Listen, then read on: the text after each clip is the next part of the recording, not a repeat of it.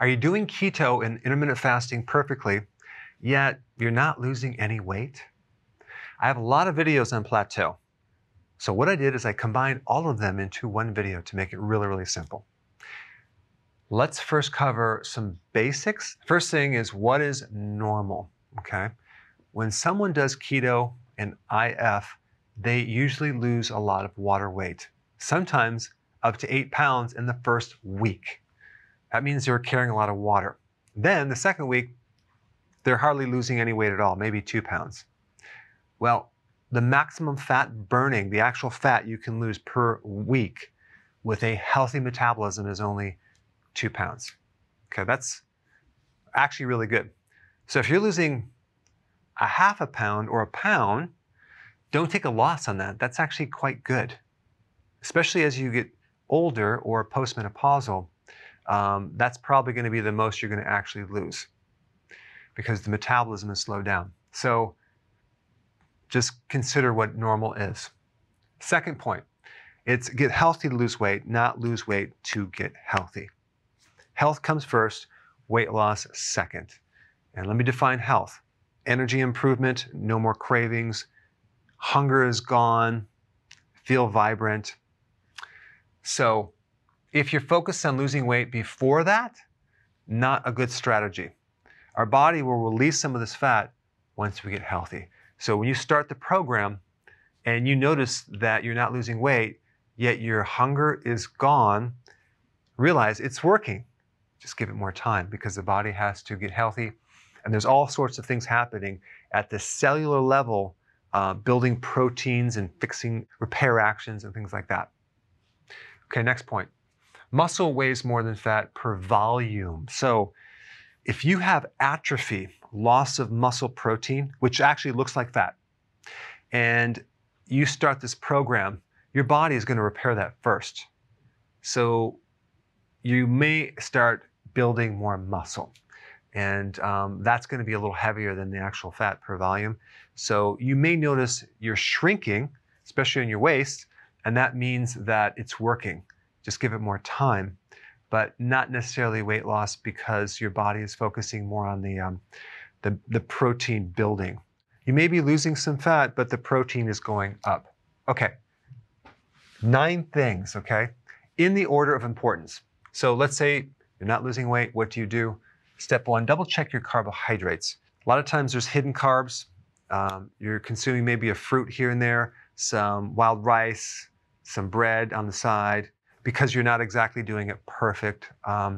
Or it could be some wine, or it could be a so-called keto-friendly bar or some type of dessert. And then when you read the ingredients, it is filled with sugar, okay? Okay, so number 2, your fasting pattern. This is very, very, very important. And sometimes if you have a slow metabolism, you need to fast longer. So the key is start where you're at, do 3 meals, no snacks. Then don't eat if you're not hungry, ride the wave. And so you skip your breakfast. And then your first meal of the day maybe is at lunch. And then the second is at dinner. And then you take those 2 times and you start squishing them together, okay? So now you're at a 4-hour window, and then now you fast for 20 hours, okay? And then let's say you're still not losing weight, and then you basically eventually go to 1 meal a day. Most people will lose a good amount of weight with that, unless they have a history of a lot of dieting, or they're going through menopause, or they had diabetes or have diabetes, or they have a lot of weight to lose, or they have a fatty liver. So the body has to kind of take the fat off the liver first before it starts going after your belly. So they might not see something right away, but this is what they need to do.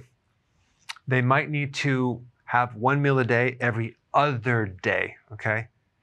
That will handle even the most severe case.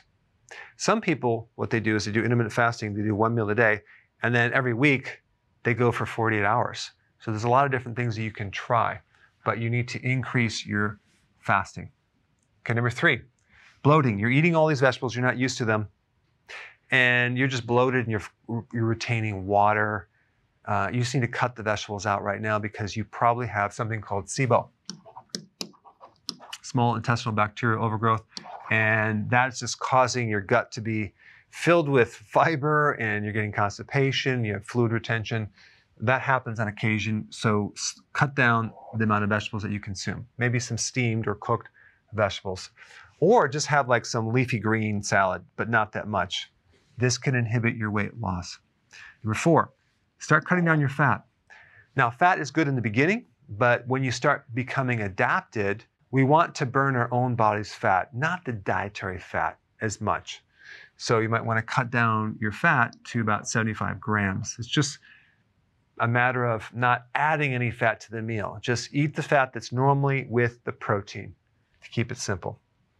So this will help. Number 5, add exercise in there, especially if you could do it when you're fasting. So if you're between 40 and 50 or getting your 60s, you want to work out probably twice a week and you spread it out.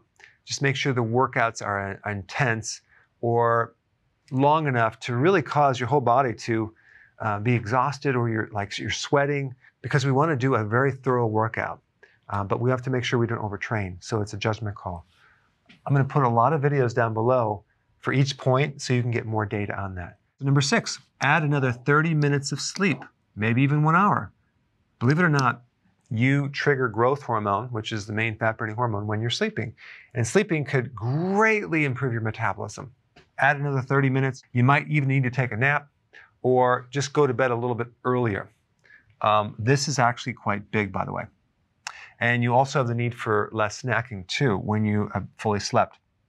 Number 7, this is when you can add the apple cider vinegar, dilute it, drink it through the day with water. More potassium through electrolyte powder or more vegetables.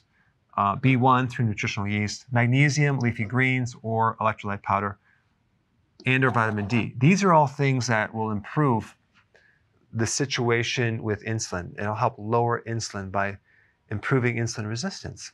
So if we reduce insulin, you'll lose more weight. But I don't recommend this unless the carbs are low and you're fasting, okay? Because if you're adding nutrients on top of carbohydrates, on top of frequent eating, it just doesn't work. Number 8, reduce your stress. Everyone goes through stress, but there's usually 1 or 2 sources of this stress. And it could be certain personalities that you're involved with. Do whatever you can to improve that situation, because I will say a lot of people lose weight when they reduce stress and when they go on vacation, because they're separating themselves from the stress and their body just does very, very well. This is very important, by the way, okay? Just I'm emphasizing it for importance. Okay, and lastly, number 9, fix a health problem that you may have that is not associated with weight loss. So in other words, take the weak link of the body and correct it. So let's say you have a thyroid issue or some gut issue or inflammatory or pain situation or anything. Focus on that to eliminate that, to speed up the overall metabolism. All right, and lastly, check out these additional videos on plateauing on this page right here.